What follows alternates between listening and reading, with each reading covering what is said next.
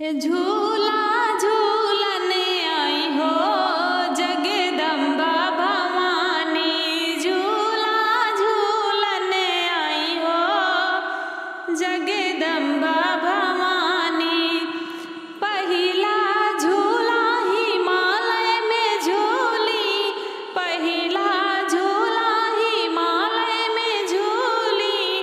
शिव की नारी कहाई हो जगदम्बा भवानी। शिव की नारी कहाई हो जगदम्बा भवानी। झूला झूलने आई हो जगदम्बा भवानी।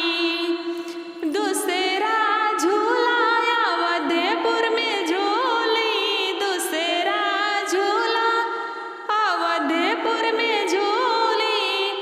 राम की नारी कहाई हो जगदम्बा भवानी। राम की नारी कहाई हो जगदम्बा भवानी। झूला झूलने आई हो जगदम्बा भवानी। तीजा झूला गोकुल में झूली, तीजा झूला गोकुल में झूली।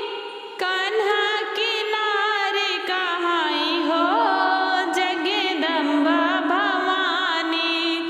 श्यामा की नारी कहाई हो जगदम्बा भवानी। झूला झूलने आई हो जगदम्बा भवानी। चौथा झूला पर्वत पे झूली, चौथा झूला पर्वत पे झूली। भक्तों की प्यारी कहाई हो जगदम्बे भवानी।